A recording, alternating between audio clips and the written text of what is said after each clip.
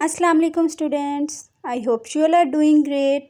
Students, जैसे कि last video में हम लोगों ने स्टडी किया था कि हमारे पास एल्गोरिथम होता क्या है, उसका रोल देखा था हम लोगों ने और उसको देखा था कि उसको फॉर्मुलेट किस तरह से करते हैं। हमने उसके स्टेप बाय स्टेप उसको हमने देखा था कि स्टेप्स के नेम क्या है और किस तरह से होता है। सबसे पहले हम क्या करते हैं, इनपुट लेते हैं, प्रोसेसिंग करते हैं।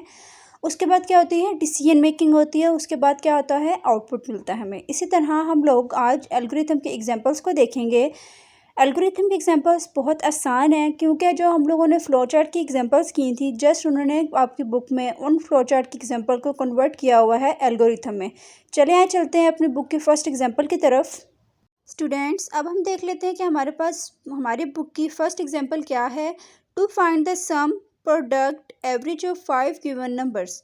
जैसे कि हम लोगों ने लास्ट फ़्लो चार्ट में जब हम लोगों ने एग्जांपल की थी तो वो यही सेम एग्जांपल थी, लेकिन इसका प्रोसीजर ये है कि हमने इसको एल्गोरिथम भी लिखना, हमने उसका पहले फ्लो चार्ट बनाया था। तो अब देख लेते हैं कि हम इसको एल्गोरिथम में किस तरह से लिखेंगे।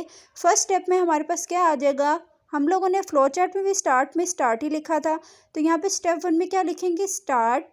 फिर हम क्या करेंगे, स्टेप 2 में input numbers N0 N1 N2 N3 N4।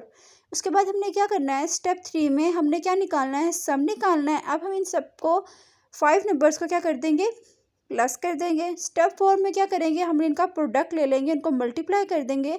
उसके बाद हम इसके एवरेज निकालेंगे। एवरेज निकालने के बाद 6 में हमें क्या शो हो जाएगा, आउटपुट शो हो जाएगा। आउटपुट हमने क्या शो करवाना था कि हमने क्या किया है, सम किया है, प्रोडक्ट निकाला है और क्या निकाली है, एवरेज निकाली है। तो स्टेप 6 में हम ये लिख देंगे। स्टेप 7 में क्या होगा, यहाँ पे हमारे पास एग्जांपल क्या होती है, एंड होती है, क्योंकि हमने फाइंड कर लिया है कि सम, प्रोडक्ट और एवरेज फाइंड कर लिया है। तो स्टेप 7 में हम क्या कर देंगे, एंड कर देंगे। तो फर्स्ट एग्जाम्पल यहाँ पे हमारी कंप्लीट होती है। अब अपने बुक की सेकेंड एग्जाम्पल को देख लेते हैं कि सेकेंड एग्जाम्पल में लिखा हुआ है, to find acceleration of moving object with given mass and the applied force.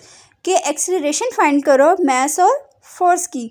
तो जिस तरह के स्टूडेंट्स, आपको याद होगा कि हम लोगों ने फ्लो चार्ट जब बनाया था इसी एग्जांपल का, तो हम लोगों ने सबसे पहले क्या किया था, हम लोगों ने स्टार्ट किया था, इनपुट ली थी, उसके बाद क्या हुई थी, प्रोसेसिंग हुई थी, उसके बाद हमें क्या हो गई थी, फाइंड एक्सीलरेशन हमें फाइंड हो गई थी। तो जैसे कि स्टूडेंट्स, अब यहाँ पे हम देखते हैं कि एल्गोरिथम में हम किस तरह से लिखेंगे, इसको सेम एज इट इज़ उसी तरह लिखेंगे। स्टेप 1 में क्या करेंगे, हम स्टार्ट। स्टेप 2 में क्या करेंगे, इनपुट नंबर, मास और फोर्स दे दो।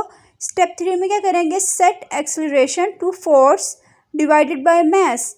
कि फोर्स को डिवाइड कर दो मास से, तो क्या फाइंड हो जाएगी, हमारे पास ये फॉर्मूला है एक्सीलरेशन का। तो एक्सीलरेशन हमारे पास क्या हो जाएगी, फाइंड हो जाएगी। उसके बाद स्टेप 5 में उन्होंने क्या कहा था कि स्टेप 5 में क्या कर दो, एंड कर दो, क्योंकि यहाँ पे हमारी एग्जाम्पल एंड हो जाती है। हर एग्जाम्पल का स्टार्टिंग और एंडिंग पॉइंट होता है। तो आप लोगों ने कोई भी एग्जाम्पल बनाते हुए स्टार्ट और एंड करते हुए नहीं भूलना कि हमारे पास स्टार्ट क्या पॉइंट है और एंडिंग पॉइंट क्या है। स्टूडेंट्स, यहाँ पे सेकंड एग्जाम्पल कंप्लीट होती है। अब देख लेते हैं अपनी बुक की थर्ड एग्जाम्पल को कि थर्ड एग्जाम्पल में क्या लिखा हुआ है, to find the volume of cube.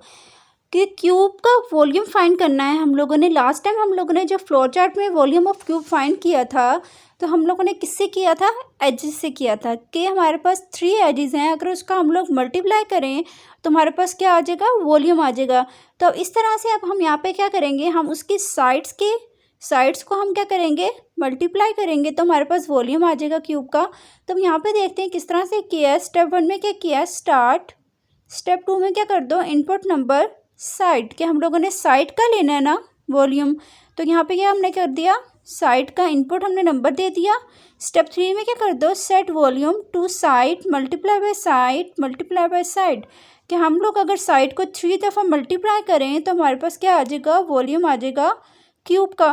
तो स्टेप 4 में क्या कर दो, आउटपुट वॉल्यूम। और स्टेप 5 में क्या कर दो, एंड कर दो। इस तरह से हम लोगों क्या फाइंड हो जाएगी, वॉल्यूम ऑफ क्यूब हमें फाइंड हो गया। तो यहाँ पे हमारी थर्ड एग्जांपल कंप्लीट होती है। अब चलते हैं हम अपने बुक की फोर्थ एग्जांपल की तरफ। फोर्थ एग्जांपल में हमें उन्होंने क्या कहा है, to find the area of parallelogram. कि हमने किसका एरिया फाइंड करना है, पैरेललोग्राम का हमने एरिया फाइंड करना है। तो हम देखते हैं कि हमारे यहाँ पे क्या लिखा हुआ है। स्टेप 1 में क्या करना है, स्टार्ट किया। स्टेप 2 में क्या करना है, इनपुट नंबर, बेस और हाइट। एरिया कब निकलता है, जब हम बेस और हाइट को मल्टीप्लाई करते हैं तो हमारे पास क्या आ जाता है, एरिया आ जाता है। ये हमारे पास एरिया फाइंड करने का एक एक्चुअल फॉर्मूला है जिसको हम लोग यूज़ करते हुए अपने एरिया को किसी भी पैरेललोग्राम या किसी भी शेप का एरिया हम लोग इजीली फाइंड कर सकते हैं। तो हम लोगों ने यहाँ पे क्या किया, सेट कर दो area to base multiply by height. तो यहाँ पे ये प्रोसेसिंग होगी। स्टेप 4 में क्या कर दो, आउटपुट क्या मिलना है, हमें एरिया में मिलना है, तो आउटपुट एरिया कर दिया। स्टेप 5 में हम क्या कर देंगे, एंड कर देंगे। यहाँ पे हमारी एग्जांपल 4 कंप्लीट होती है। हम लोगों को फाइंड कर लिया है, हमने एरिया फाइंड कर लिया है किसका, पैरेललोग्राम का। तो अब हम चलते हैं अपनी बुक की फिफ्थ एग्जांपल की तरफ, जो कि हम लोग किससे करेंगे, डिसीजन मेकिंग के मेथड से करेंगे।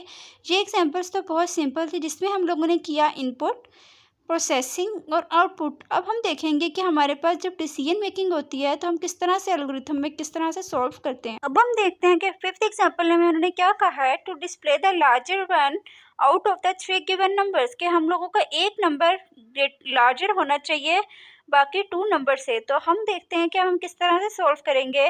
आपकी बुक में जिस तरह से सॉल्व की गई है वो थोड़ी टफ है, मैंने इसको सिंपल वे में लिखा है। अब चलते हैं अपनी बुक की एग्जांपल की तरफ कि क्या लिखा हुआ है। स्टेप 1 में क्या करना है, स्टार्ट किया। स्टेप 2 में हमें इनपुट नंबर्स कितने का था, 3 का था। हमने यहाँ पे क्या लिखा, N0 N1 N2। आप यहाँ पे अपने लिए अब अगर करें तो A B C भी लिख सकते हैं, X Y Z भी ले सकते हैं। मैंने यहाँ पे क्या लिखा है, N0 N1 और N2। अब स्टेप 3 में मैं क्या करूँगी, यहाँ पे हम क्या करेंगे, डिसीजन मेकिंग करेंगे। तो डिसीजन मेकिंग के लिए हम लोग फ्लो चार्ट में क्या करते थे कि अगर ये नहीं है तो ये होगा, तो हम और एंड की कंडीशन यूज़ करते थे ना। तो यहाँ पे हम क्या यूज़ करेंगे, एंड की कंडीशन यूज़ करते हुए हम लोग अपनी वैल्यू को फाइंड करेंगे। सबसे पहले क्या करेंगे, if N0 greater than N1 and N0 greater than N2, कि अगर N0 की वैल्यू ग्रेटर है N1 से और N2 से, देन हमें क्या आउटपुट शो करवाओ, N0, कि N0 is the largest one. तो स्टेप 4 में हम क्या करेंगे, if N1 greater than N0 and N1 greater than N2, then हमें आउटपुट क्या शो करेंगे, N1, कि N1 जो है हमारे पास क्या है, लार्जेस्ट है। इसी तरह हम अपने स्टेप 5 में भी करेंगे कि N2 की वैल्यू अगर ग्रेटर है N0 से और N1 से, तो देन हमें आउटपुट क्या शो हो जाएगा, N2। तो यहाँ पे हमारे पास लार्जेस्ट वन हमें वैल्यू हमें शो हो गई है और हमने फाइंड कर लिए। तो स्टेप 6 में क्या हम कर देंगे, एंड कर देंगे। यहाँ पे हमारी बुक की फिफ्थ एग्जांपल कंप्लीट होती है। अब हम देख लेते हैं कि हमारी गो टू स्टेप की वैल्यू किस तरह से फाइंड करते हैं। देखते हैं अपनी बुक की सिक्स एग्जांपल को, कि find even numbers in integers ranging N1 to N2, कि हम लोगों ने इवन नंबर्स फाइंड करने हैं इंटीजर्स के, और रेंजिंग हमारे पास क्या है, N1 to N2। Even numbers हमारे पास वो नंबर्स होते हैं जो हमारे 2 पे डिवाइड हो जाते हैं, और ऑड नंबर हमारे पास वो होते हैं जो 2 पे डिवाइड नहीं होते। तो हम देखते हैं कि इवन नंबर्स हमारे पास कौन कौन से होते हैं, 2 4 6 8 10 इवन नंबर्स होते हैं। तो हम लोग यहाँ से लेके 2 से लेके 10 तक के इवन नंबर्स की वैल्यू को फाइंड करके देखते हैं। इवन नंबर्स की वैल्यू के आप लोगों को कंडीशन याद होगी, अगर आपने लास्ट लेक्चर देखा हो फ्लो चार्ट का, उसके अंदर हमने कंडीशन क्या लगाई थी, कि मैंने आपको बताया था कि हम लोग किस तरह से वैल्यू फाइंड करते हैं, मोड लेके फाइंड करते हैं वैल्यू। तो हम यहाँ पे भी देख लेते हैं कि स्टेप 1 में हमने यहाँ पे क्या किया, स्टार्ट किया। स्टेप 2 में हमने क्या दिया, इनपुट नंबर्स N1 और N2। स्टेप 3 में हमने किया if N1 less than equal to N2, कि अगर N1 की वैल्यू लेस देन और इक्वल टू है N2 से, तो क्या करो, एंड कर दो। अगर नहीं इक्वल तो हम कहाँ जाएंगे, अपने इनर बॉडी की तरफ जाएंगे। इनर बॉडी में करली ब्रेसेस के अंदर देखेंगे हमने क्या लिखा हुआ है, इफ़ N1 mod 2। हम एज्यूम कर लेते हैं कि हमारे पास N1 की वैल्यू क्या है, 2 है। तो हमने यहाँ पे N1 की वैल्यू क्या लगाई, 2 mod 2। अगर हम 2 लें mod 2 के साथ और 0 तो इक्वल आ जाएगा, उसका रिमाइंडर हमारे पास क्या आ जाएगा, 0।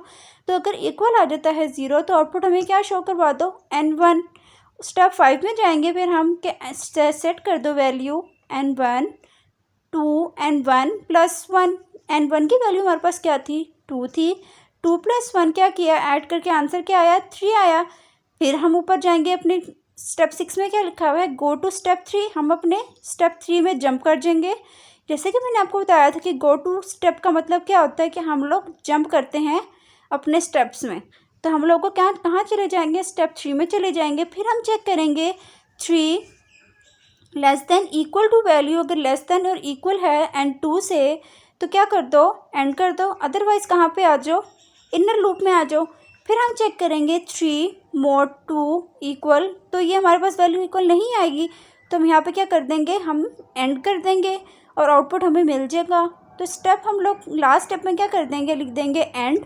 तो यहाँ पे हमारी ये वाली गो टू स्टेप की एग्जाम्पल कंप्लीट होती है। स्टूडेंट्स, उम्मीद है कि आप सबको ये सारी एग्जाम्पल समझ आई होंगी। अगर कुछ समझ नहीं आया तो आप मुझसे कमेंट सेक्शन में भी पूछ सकते हैं। फ्रेंड्स, यहाँ पे हमारे पास एल्गोरिथम की एग्जाम्पल्स कंप्लीट होती हैं। मैंने आप लोगों को समझाया कि सबसे पहले कि इनपुट, प्रोसेसिंग और आउटपुट की एग्जांपल समझाएं। फिर मैंने आपको समझाया कि हम लोग डिसीजन मेकिंग के साथ किस तरह से अपने एल्गोरिथम में हम लोग किस तरह से सॉल्व करते हैं। फिर मैंने आपको गो टू स्टेप के मुताबिक समझाया कि गो टू स्टेप से हम लोग अपनी प्रॉब्लम को किस तरह से सॉल्व करते हैं। तो स्टूडेंट्स, यहाँ पे ये टॉपिक कंप्लीट होता है। अगर कुछ भी समझ नहीं आया तो स्टूडेंट्स आप कमेंट सेक्शन में भी पूछ सकते हैं। और मेरे चैनल पे प्लेलिस्ट भी मौजूद है क्लास लेक्चर्स की, फ्लो चार्ट की, प्रॉब्लम सॉल्विंग स्टेप्स की। अगर कुछ समझ नहीं आया स्टूडेंट्स तो आप वहाँ से जाके आप प्रीवियस लेक्चर भी ले सकते हैं। Thanks for watching and subscribe my YouTube channels. अल्लाह हाफिज़।